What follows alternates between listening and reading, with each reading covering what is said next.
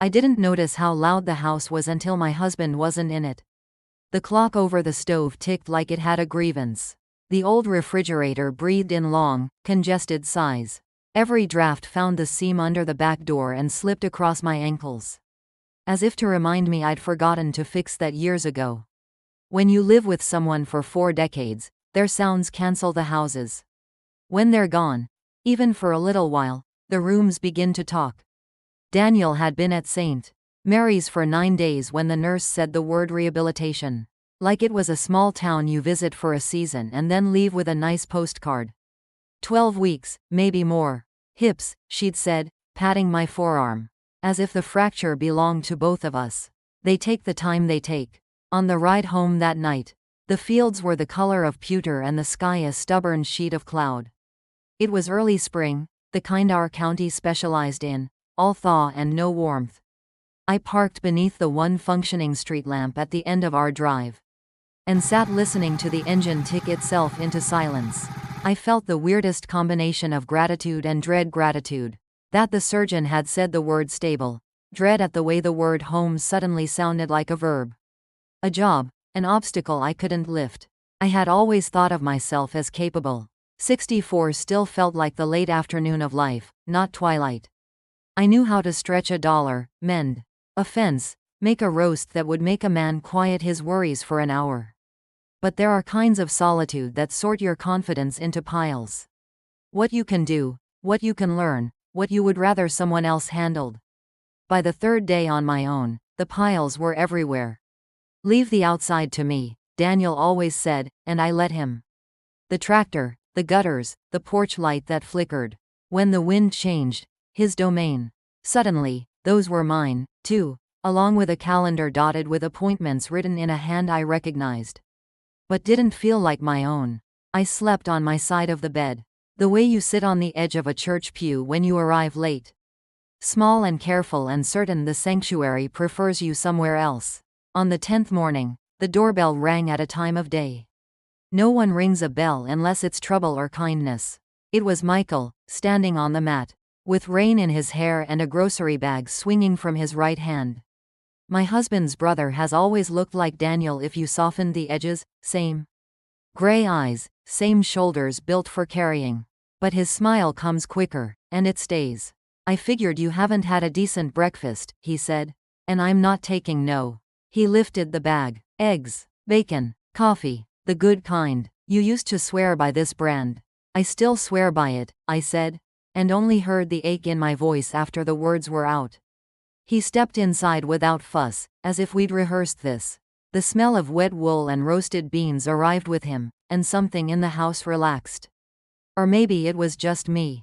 He hung his jacket on the same hook Daniel uses, and the sight of it there felt both wrong and merciful. We didn't speak much while we cooked. There is a quiet that stings, and a quiet that soothes. And I realized I'd been living in the first kind for days. Michael moved around my kitchen like he remembered it. Pan in the bottom drawer. Salt in the blue dish, mugs on the second shelf to the left. When our fingers brushed as he passed me a fork, heat rose into my face so fast. I was grateful for the steam off the kettle to blame it on. How's he doing today? He asked, plating the eggs. Hungry, which is a good sign. He says the physical therapist is a general with dimples. Michael laughed, a warm, round sound. God help the generals with dimples. We ate at the small table by the window. The one that looks out over the thin line of maples we planted the year Daniel turned 50. There was a notch in the wood from a Thanksgiving when our daughter's high chair slipped. And the leg gouged the edge. My palm fit over the scar the way it fits over a bruise. Remembering the hurt changes nothing, but it honors the body for surviving it.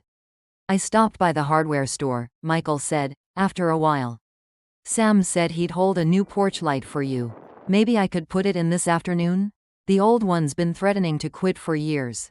The porch light, the gutter, the stubborn back door. The list lifted its head like a stray cat that had realized it lived here now. You don't have to? He lifted a hand, gentle. Let me do what I can. I should say that Michael has his own life, his own obligations. He's younger than Daniel by 7 years, 57 going on 52, if attitude counts, and He runs a small landscaping business that wakes with the first thaw and doesn't sleep until the maples go red. He has kindness that doesn't advertise itself. He shows it by fixing what's broken when no one is watching. He stayed through the afternoon, replacing the light, mending the hinge on the back door, carrying salt from the shed and stacking it by the laundry, where I'd remember to take it downstairs. He left just before the evening news, promising to come by tomorrow, if the rain held off and the crew could manage without him for a few hours. I walked him to the porch and stood with my hands in my sweater pockets, the air smelling like wet earth and old leaves. "You don't have to knock," I said, surprising myself. "Just come in." His smile didn't move, but something in his eyes did, the way a pond shifts under a wind. "You can't yet feel on your skin." "I'll knock," he said. "But I'll keep coming." That night, the house still spoke, but its voice had changed. I brewed the good coffee and poured half into a thermos for the morning. I wrote a neat list: call the insurance, ask the nurse about the walker, check on the prescription, and then I crossed out porch light. A simple, clean line that gave me a foolish satisfaction. I lay in bed on my careful edge and imagined Daniel propped against hospital pillows, making the therapist laugh on purpose. In the dark, I whispered his name into the room. "The way you test a bridge before you cross it." I didn't intend to lean on Michael. I told myself it was temporary, a kindness folded into a recovery. The way a quilt folded across a winter sofa looks like a decoration until a cold evening announces its real job. But the next day he came back, and the next, and soon there was a rhythm to it. He'd arrive mid-morning, tap twice on the frame out of habit, even if the door was open, and call my name the way family does, lightly, as if my presence were a given. We talked in the quiet between tasks. Not about anything that mattered, at first. The early lilacs, the store in town that had changed owners again, what the county was doing to the bridge near the school, and how that detour would be a mess for weeks. His voice warmed the corners of the rooms. The sofa learned the shape of a second body. My kettle learned a new cadence, the boil aligning itself to a knock I pretended I wasn't listening for. On the third day, we drove to the hospital together. It was his idea. He had deliveries in that direction. He said, and why not ride along and spare my car the trip?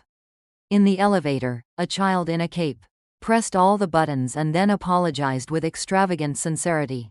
We laughed, then stopped laughing at almost the same moment.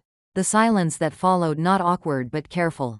When we reached Daniel's floor, Michael waited in the hallway while I went in. He said he would find coffee. I watched him walk away and was startled by the small, disloyal relief I felt at turning a corner alone. Daniel was asleep, his face slack in a way that looked like mercy rather than defeat. I sat and watched the rise and fall of his chest and thought about all the ways a life is a set of agreements, spoken, unspoken, kept, bent, forgotten, renewed. I held his hand. I told him about the porch light. When he stirred, when he opened his eyes and smiled the thin, brave smile he keeps for bad days, I kissed his forehead and said, "We're going to be okay." In the hallway, Michael handed me a paper cup. "Cream and sugar," he said. "The way you take it." "Thank you," I said, and meant it so completely it scared me. On the drive home, the clouds finally broke. The light wasn't warm yet, but it was light, and the fields, muddy, sullen, promising, looked like they might forgive us our impatience. Michael turned on the radio, low, and hummed under his breath to a song I remembered from a summer I hadn't let myself miss.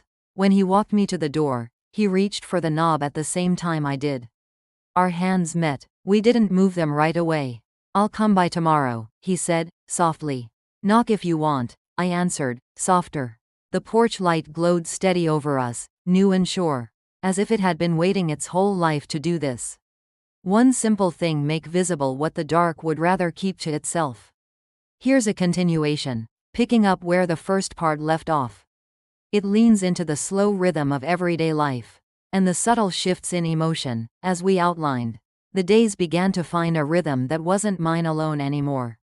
Michael would appear mid-morning, sometimes with groceries, sometimes with nothing but his quiet presence and the smell of grass still clinging to his jacket. He'd rap twice on the doorframe even if I'd already told him not to bother.